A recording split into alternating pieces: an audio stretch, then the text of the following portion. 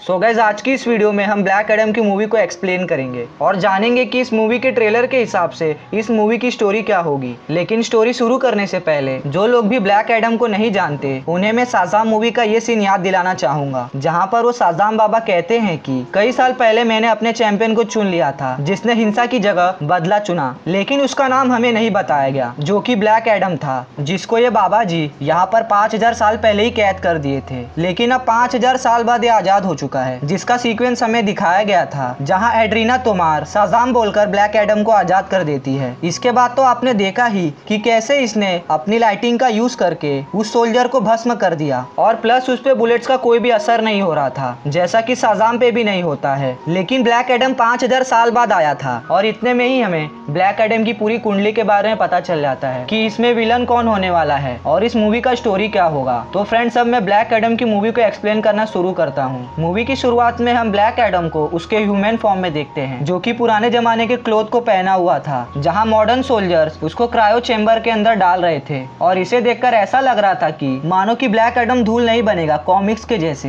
मे भी इतने सालों से वो कैद था, वहाँ उसकी एज भी नहीं बढ़ी, सेम कैप्टन अमेरिका जैसे जब वो बर्फ के अंदर जम गया था। तो उसी तरह में भी ब्लैक एडम एक जादुई जगह पर कैद होने की वजह से उसकी नॉर्मल फॉर्म की एज कभी बड़ी नहीं होगी। इसके बाद हमें एड्रीना तोमार अपने टीम के साथ रिसर्च करती हुई दिखती है, जो कि ब्लैक एडम को आजाद कर देती है। जिसके बाद से ब्लैक एडम वहां मौजूद लोगों की पुंगी बजाकर बाहर निकलता है, जहां पर हेलीकॉप्टर से फिर से उस पर अटैक होता है, जिनको उड़ाकर वो फिर से ग्राउंड में जाने लगता है, जहां उसका सामना फिर से एड्रीना तोमार से होता है। जिसके बाद वहां एक सोल्जर ब्लैक एडम के ऊपर एक रॉकेट छोड़ देता है, जिसके फटते ही ब्लैक एडम का काला कपड़ा भी उड़ जाता है। और उसके बाद से उस सोल्जर को मारने के बाद ब्लैक एडम हवा में उड़कर उस जगह का मुआयना करने के लिए निकल जाता है। जिसके बाद उसके पीछे 2 फाइटर प्लेन्स आ जाते हैं और ये सीन तो देखने के बाद मुझे आयरन मैन की याद आ गई, बट दोनों में अंतर ये होता है ब्लैक एडम उधर से निकलने के लिए उस प्लेन को डैमेज कर देता है, जबकि टोनी ने वहाँ किसी भी प्लेन को बिना डैमेज किए वहाँ से निकलने का तरीका निकाल लिया था। और अब यहाँ पर मैं एक चीज क्लियर कर देना चाहता हूँ कि एड्रीना तोमार अपनी मर्जी से इस रिसर्च टीम का हिस्सा नहीं थी, बल्कि उससे ये रिसर्च जबरदस्ती करवाया गया था। शायद उसके भाई को उन सोल्जर ने किडनैप करके उसे इस रिसर्च को कंप्लीट करने के लिए कहा होगा, इसीलिए एड्रीना तोमार ने इस रिसर्च को पूरा किया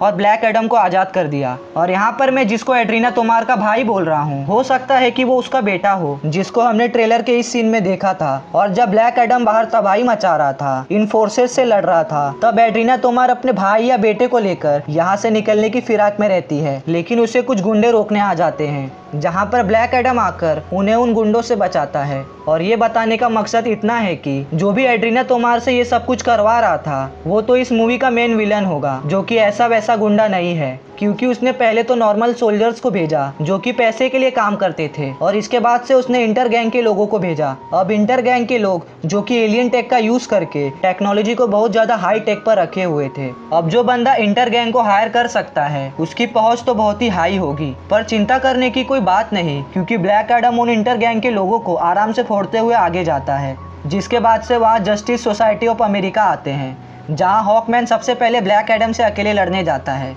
जिसको आप ये सीन में देख भी सकते हो, जहां वो ब्लैक एडम को दूर भी फेंकता है। जिसके बाद वो बोलता है कि दुनिया में सिर्फ हीरो और विलन्स होते हैं, जहां हीरो कभी भी किसी को नहीं मारता है। जिस पर ब्लैक एडम कहता है कि मैं तो मारता हूं। और इसी पल के बाद से ब्लैक एडम जो हॉकमैन से कुछ ही पंचेस खाया हुआ था, वो फिर हॉकमैन को कूटने लगता है। जिसके बाद से एटॉम स्मैशर, साइक्लोन और डॉक्टर आ जाते हैं मदद करने के लिए, जिसके एंड में डॉक्टर फेट बोलेगा या तो तुम इस दुनिया में रहकर इस दुनिया के लोगों को बचाओ या भक्षक बनकर तबाही मचाओ, जिसको हमने ट्रेलर में सुना। और इसके जवाब में ब्लैक एडम बताता है कि उसके बेटे ने कुर्बानी इसीलिए दी थी ताकि एक बेहतर दुनिया बनाई जा सके, और वो उसकी मौत को वर्थ नहीं जाने देगा, इसीलिए वो एक रक्षक बनेगा। और इसी वक्त से ब्लैक एडम एक एंटी हीरो बन जाता है। और यहाँ पर जब ब्लैक एडम एड्रीना तोमार को बचाएगा तो यहीं से उन दोनों के बीच में केमिस्ट्री शुरू होगी, जो कि आगे जाकर ब्लैक एडम के लिए कमजोरी बन सकती है या फिर उसकी पावर बन सकती है। ब्लैक एडम फैमिली को इंट्रोड्यूस कराकर, और कमजोरी इसलिए कह रहा हूँ क्योंकि ब्लैक एडम को हम उसके ह्यूमन फॉर्म में देखते हैं इस सीन के अंदर, और कॉमिक प्लस एनिमेटेड मूवी में ब्लैक एडम को देखकर इतना तो जान ही जाते हैं कि ब्लैक एडम सरेंडर करने वालों में से नहीं है, और बिना सरेंडर किए उसे नॉर्मल फॉर्म में लाना नामुमकिन है। तो शायद ब्लैक एडम को यहाँ पर सरेंडर करने के लिए मजबूर किया गया हो, जहाँ एड्रीना तोमार या उसके भाई या बेटे को पॉइंट ब्लैंक के रेंज में रखकर ब्लैक एडम को नॉर्मल ह्यूमन फॉर्म में बनने के लिए कहा गया हो। जिसके बाद ब्लैक एडम मजबूरी में नॉर्मल फॉर्म में आ जाता है क्योंकि वो एड्रीना तोमार या उसके बेटे को कोई भी चोट नहीं पहुंचने देना चाहता था, क्योंकि प्रेजेंट टाइम में यही दोनों उसकी एक फैमिली जैसी थी। जिसके बाद वो अपने नॉर्मल फॉर्म में आएगा तो उसके ऊपर बेहोशी वाले डार्क से अटैक कर दिया जाएगा, जिसके बाद वो बेहोश हो जाएगा और शायद इसके बाद ही हमें क्रायो चेम्बर का सीन देखने मिले। और इसी दरमियान वहाँ पर मेन विलन आ जाएगा और ब्लैक एडम के जरिए उसकी पावर को लेने का तरीका ढूंढ निकालेगा। और जब तक जस्टिस सोसाइटी ऑफ अमेरिका वहां आकर ब्लैक एडम को आजाद करेगी तब तक वो विलन को पावर मिल चुकी होगी। और इसके बाद से हमें फाइनल फाइट के अंदर black Adam plus justice society of America versus main villain लड़ते हुए दिखेंगे।